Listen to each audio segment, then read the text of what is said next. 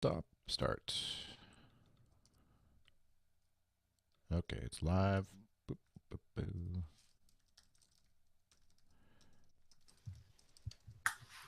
So are you able to join before I go live? Or you can't? Okay. Hello?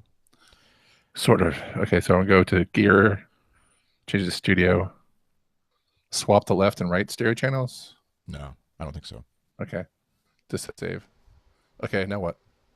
Now we just have a repeat our exact conversation word for word so we Okay, can so do breakfast compare. tacos. What am I talking about? Like how Actually, it can I? sounds like Sounds like what? there's more background hum for some reason as soon as you did that. I don't know why. Oh, really? But Mm. not that that's a bad thing if it's Well, I have a. better quality, because I find the audio from when you do like the non-break space stuff is like really tinny because it gets Yeah, yeah. What's Google up with that? compressed or whatever. I don't know. Yeah. But Let me anyway, turn off my fan. One second. oh, maybe that's all it is. Air conditioning. No, it's just a fan. I'm like the hottest part of the house, except for the garage. But Could be all the lights. no, the lights are like LED type things. No. So like fluorescent, like mercury. Yeah. I love that. These light bulbs are wasting electricity. Let's replace them with mercury. I'm like, geez, and make it mandatory that we have to give with the old light bulbs. Like, Yeah. I was like, okay, guys. Like, and Ari was just telling me how we don't have engineers in the Congress anymore. I'm like, it's like, yeah, shows. Uh, but So do you and Ari share an office room? yeah, Office room. she's on the opposite side. Hey, wave, Ari. She's watching Oh a yeah. video right now. Yeah. She's engrossed with her. She's got her headphones on. She's engrossed. But yeah, we have a long desk. I forgot the name of the company, but let me give you the history of this desk. It's awesome. So this desk, Touchstone, I think Touchstone is a touch something, something like that. They have birds in their marketing, but it's like a visual guy. Like they have birds in their marketing, and so they've sold at discounts or given furniture to a lot of the co-working spaces at and around Austin, and I've worked at most of them before they've closed, but and so we found one at this co-working spot, this table, and it's this long rectangular shaped table. It's high up, and so we can, if we want to, we could work and stand and work. I'm too tall for it, so but it gets closer than a regular desk size. But we kind of enjoyed it working on this desk. It's got like a little trough um, for wires and for plugs and stuff, so we could just Oh, not like a feeding trough. yeah, not like feeding trough, no, because I Okay. would never leave. Uh, and so it was Pastries and ghost tacos, or yes. So we love this table, and we had a little budget for new furniture for the office, and so we're like, okay, great. And it happened to be, I think, July 4th, around July 4th, and it was this window of like July 4th was a Wednesday I think it was a Tuesday or Wednesday.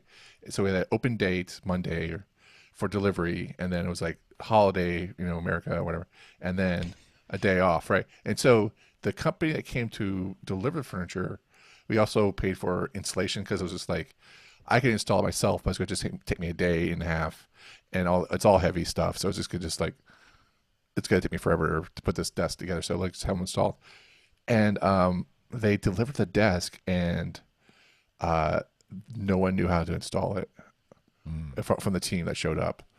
And in fact, they were like, in fact, they were actually doing us a favor because they're so busy that day that they hired another team to come down and deliver the furniture, unknowing that part of the order was for them to put the desk together because we had paid for it. And yeah. so it was just a big cluster of them trying to put the desk together and read the instructions, which is like, as a male, is like totally emasculating, right? So you don't want to read instructions. Who works? But and so it was just like everyone was trying to pitch in to get this thing together, and they forgot some furniture, and it was just this big mess. And I think something else happened too. I forgot what it was. It was just like this nuclear explosion. Then July 4th happened, and I wrote an email to the company, and it's like, hey, this is what happened. I I think we're missing furniture too, and so I don't know what's going on. So they wrote back and they gave us a call. And it's like wow, I'm so sorry this happened. I was like, oh, okay, cool, whatever, that's cool. Just want to let you know what's going on. It's like, no, no, thank you for telling us, and they want some more information, and we got this very expensive table for free. What? Yeah, they Nice. wrote it off like, and I was just like, are you sure you want to do that? And it's like, yeah, is there anything else you want? I was like, no, they said like, well, we'll give you a discount. I was like, no, we already got a discount on our furniture. So it's like, okay. It's like, okay, we'll give it to you for free. Like, okay. Is there anything else you would want? I'm like, and so there's one piece of furniture that I already wanted that it had no place in our home office, but we use it in her living room. And so she was just like, it's like, yeah, I would love one of those. Like, okay. So I was just like, so we got our whole home office for like next to nothing. So, Nice. so with that, our office, so I get to see, hi, Ari. See, now she's paying attention. She's not watching videos anymore. Right. I was listening to the angry welfare lady earlier. Oh, angry welfare later. I was hoping you're watching Beyonce's video to get me to mansplain it back to me. To lemon explain it. I need someone to lemon explain it back to me. Sorry. That's why my business is called Lemon Productions. Yeah, that's right. It's for this time and place. Yeah. So yeah, I'm like, can someone explain to me the Beyonce video? Because I really don't want to sit through an hour of angry women. Like, so. So. So Like- your website is again TELEGEJ. Well, that's my I Twitter. listened to you say your Twitter handle so many times on editing the podcast. You're like, oh my god. Yeah. So I have a question. Like, why didn't we have like breathing from Sean at the end of our episode? If you had like all those outtakes from him just breathing heavily, that'd been awesome. Just like, Did you have the thought? Maybe you were thinking this the whole time. I didn't think of this until afterwards. It was like, what if he like really liked your voice or my voice, and he's like, "Hey, we're doing Firewatch 2," which they're not, but like or whatever. yeah. Like, you'd be a great blah in this game, and I was like, I should have been like doing my just slipping like random lines in like the voice acting lines into our interview with him. And Dude, man, I totally make choices yeah, when I do reads. I'm all about the choices. Yeah, as I artistic never- statements. I never just like accept the way things come. I always make a choice. I always ask like 20 questions to the director, just so that they know that I'm present and that I'm not there to stall his production whatsoever. So It's probably good we weren't as prepared as we could have been. I felt like pretty prepared going in. I had like a ton of questions. I was going in there. I don't know what you're talking about, man. I wasn't there to win any roles, but yeah, it was pretty fun. You Yeah, won it was people's good. Hearts. I was just there to learn about this game that was very unique. I mean, I don't know. Like, I feel people who are I feel sad for people who are upset by Firewatch, like who are generally like, and I feel like I don't know if anyone's really generally upset or if they're like internet upset, where they just tweet something bad or like a YouTube comment bad, and they go on with their day, not Yeah. realizing they planted a negative seed. Like if they actually saw him or Ollie Yeah. Moss or somebody on the street, and they'd be like, "Give me my $20 because I'm so mad at you." And like, yeah, I know. It's like, but actually, it's just like internet mad because I paid $20 for this thing, and I've paid $20 for a movie, and I Right. watched a movie for an hour and a half, but I played for 4 hours, and somehow it's not fair or something. Right. I don't know. well, yeah. Well, it's also like there's some video I saw had like they play $60 for a video game and it takes you like 3 months for your weekends or whatever, then that's a really good investment, Right. for you. And I was just like, really, because you get jack done, but for 3 months of weekends, but whatever. Yeah, but I understand like you pay $60 for a Wii U game. Like the Star Fox is out now. The new Star Fox is out, and I'm like, oh, I really want to play that. But I was like, as soon as I buy it, I am not doing anything for 3 months. Yeah. or how long it takes me to finish that game. Which I is like, never- you guys are Wii users? yeah, we have Wii U, but we haven't Let's really, see. we haven't used it in a while. but It's yeah, a Wii U user. Yeah. Star Fox, I never played that was like an old Nintendo game, Yeah. right? Mhm. I've never played those. I'll have to check that out. yeah, Star Fox is a very unique game for its time. And then they just came out with a Wii U version of it, and it's the same type of methods from what I've been reading the reviews of the gameplay and all that stuff. And actually, I've been kind of jonesing for. I hate to say I don't snowboard, but they had some really good snowboard games for Nintendo called 1080 and I think Avalanche. And Oh, yeah. I used to play the bejesus out of those in the early last couple decades ago, and so I really I loved it because you get to you win the game and then you can unlock and snowboard down this hill as a panda bear. Right. Oh, Not much better than that. There's not much better than that. And then yeah, and I don't know anything. And I felt like the just the design treatment, which is like no really terrible graphics, but they did a good job with the ambient lighting, the textures, and the feel and the sound of the game. I felt like it was really well done. And I tried other like Sean. This is like who cares about snowboarding games, Chris? But I played SSX for Xbox always. That was yeah, the one I SSX. played. Yeah. Yeah, was that good? Like, do you like that one? I don't know. Yeah, it was lots of fun. Yeah. And I Yeah. I hate snowboarding in real life. Like it terrifies me. I can't imagine you're a tall gentleman, Yeah. gentleman of a tall stature. Yeah. And to me it's like you're standing on this board Yeah. and the bigger you are, I feel like the scarier it must be because Oh yeah. you're like that much farther away from the ground and Yeah. There's control. a lot more stuff to hit. Yeah. Yeah, just a lot more spread over a large area. Yeah. So yeah, so that's why I feel like I play like snowboarding at home. It's Yeah, safety. vicariously. Yeah, and so but yeah, so I love the game, and so I'm just thinking of just kind of Star buying Fox. buying the whole like the snowboarding game. Like Oh. Yeah. and snowboarding in Star Fox was really fun. It was a fun game. It was really fun, and you just pick it up, shooter game. You kind of try to solve the puzzles and stuff like that. So, Do and the younger adults in your house there, do they play the Wii U or what do they play these days? no, they Like the shooting they're like the PC video games, so they're doing like a lot of shooters, and I guess I'm not really sure. They told me like so many times what games they play, and I totally forgot whatever. Well, but you don't it's have to listen to them. but it's like I was like what?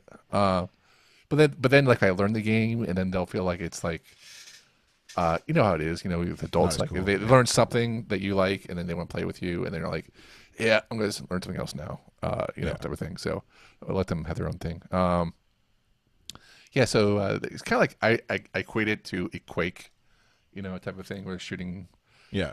game, but it's not as bad as like not I'm not gonna say it's bad, but as more detailed or intricate as the Xbox, Tom Clancy Call of Duty stuff. or whatever, Call of yeah. Duty stuff. But there's still like co-op play and all that stuff like that too. So, Yeah. which is really great. Like I know all these game stuff. That's why we should have interviewed Sean from about Firewatch. Such a gamer, Chris. Yeah. That's why I think he appreciates the fact that the game was outside the I'm sure he got to talk to tons of game reviewer nerds over the course of. Actually, I was thinking after our conversation with him, I was like, maybe it would be a cool idea. I always think of like new podcast ideas because it's easy to think of new ones, Yeah. rather than actually just finishing the ones I'm supposed to do. Yeah. But something like calling it like 6 months after or 4 months after or whatever, where like the game is released, comes out, they do all the thing, and then but talking to them like we did with Firewatch, almost like it was 2 months or whatever it's been. Right. But 4 months later, where it's like dust has settled, they've moved on, Yeah. people maybe aren't even there anymore, and now like okay, let's gather the folks and sort of hear about what they really feel about it now that it's not so like either Right. bad or good, fresh memories. Yeah, it's like they did a postmortem. We talked about that during the Yeah. interview, and I was felt there, like yeah. those are sort of interesting. I feel like Yeah, if done well, and it sounds like they've done pretty well in terms of what worked, what we didn't do, like what we should stop doing, and what we didn't do, but we should do going forward. I felt like that was kind of yeah. more positive stuff. Like we should probably not pressure, but like talk more about what things you want to do. But I felt like that's also again like maybe secret sauce, Yeah. like type of company secrets or something like that. So I didn't want to pressure.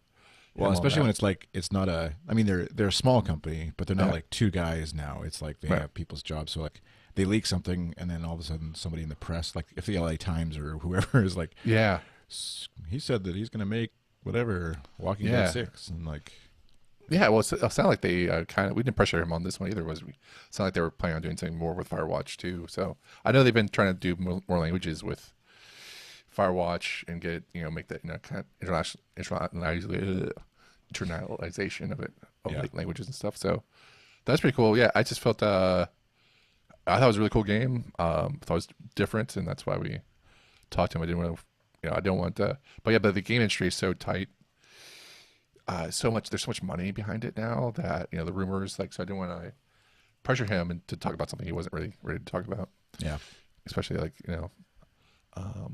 especially if there's like some secrets or whatever about the gameplay. But But yeah, I thought That was did you? I don't know if you got a chance to look at the VR interview somebody did with him and no, his co-founder, which looks actually seems pretty crazy actually and cool for like a future show. Like the fact that everybody has to have VR to watch it is kind of ridiculous to me. Like it seems like you could actually do like a produced camera shoot of them inside VR, right? But then you release it as a normal video that the rest of us can watch. Right. But like they are actually walking around in VR inside the Firewatch tower conducting this interview, right? And so picking out, like talking about how did you decide on this texture or this thing, you know, or whatever. Oh, walking through the game, right? Yeah, like actually in the game, not just like like a looking at PewDiePie screenshots type of thing, right? Where like, you're just like like walk around, first-person like, rendering. yeah, you have the camera and insets, and then you just like, what's up with this? You know, Yeah. So yeah, that'd be kind of fun. That would be pretty cool because Firewatch isn't that long of a movie or a game, so yeah, it's a movie, whatever. Yeah. But that would be kind of fun. It was like, why'd you make this decision? And stuff like that too. But also, I think I forgot her name. Her name's Jan Ing, maybe. Yeah. Yeah, she designed the stuff. So she's done. I put them in the show notes, but she did a couple presentations about how they made the game and the look and feel of it. And I felt like that was pretty important to put in the show notes because but she talks a lot about Unity, the game, the code, and stuff like that too. So yeah, that's what I was going to mention when he was talking about using Unity for the first time. And now if you go to Unity's homepage, Firewatch is like the game that they show off first. yeah, I was like, It's pretty crazy. yeah. So like, what would you do if you're Campus Santos, Chris? What would be your next game? Oof. Well, where would you go from here? Because people know you now as a guy who does Firewatch, Yeah. does this weird labelless game Yeah. that's like emotionally draining, engaging, Yeah. but it's first person. Like, where would you go from there? I don't know. I think you'd almost have to. It feel like I was going to compare it when we were talking to him about like the whole like first not unexpected, but like an album that a band releases and then they have to follow that up right with another hit or they're done kind of. Yeah, with idea. October. Yeah, exactly. But so I don't know. I think almost in some ways you'd want it as a studio. You'd want to like give your employees a chance to like do something quicker, like a 6-month job or a year-long game that's maybe quicker and something less dense, I guess. But I don't know what kind of like because it's I don't know what the style that they would be good at. Some like they would be, I'm sure, very super creative with some of the stuff. Like he was talking about his buddy who's doing another game I was looking at. I forget what the name of it was, but just like visually like striking game that's kind of actually simple gameplay, but just kind of really striking kind of arcadey almost kind of game, but with this gorgeous artwork and stuff inside of it as a kind of quick release, and then do something not Firewatch 2, but like a new story. Obviously, he's a really good writer, right? And so he's going to be, I would guess, as the co-founder, he's going to want to do something with a lot of dialogue and not just like a shoot 'em up or something where it's or whatever. But what would you do? This is I solved it, Chris. I just do a space one where you are you take what you learn from building exotic locales like the World National Forest, and then you go do Star Trek worlds on it, like some weird alien worlds like the start of Star Trek 2, like that weird alien planet they're on. Yeah. So you do stuff like that. That's really cool. But then you have a spaceship that allows you to go from different planets to different planets easily in your star field. And then you do like not shoot 'em up type of things, but like strategic missions of like spying and stuff like that. Because there's a whole that in Firewatch there's that whole like mystery of unraveling and stuff. So you really did just totally embrace the UFO nature of it too. So I felt that way you get off of planet Earth altogether because you're really just kind of you're in planet Earth a lot with Firewatch. You're there, and here you just like you go to Alien World. You just do a spaceship one. That's where I would go. Somewhere totally left field, but it leverages your knowledge of Unity, making cool worlds, make it stylized, and Serialized too. Oh, serialized too. So yeah, so you could just do like a whole bunch of downloadable content after the fact too. Yeah. All you need is like a good story, and then they have really good. He's a great writer. So that's my problem. That's my idea that I would put out there. Yeah. If I was storyboarding, it's like not that So what do you think about that idea?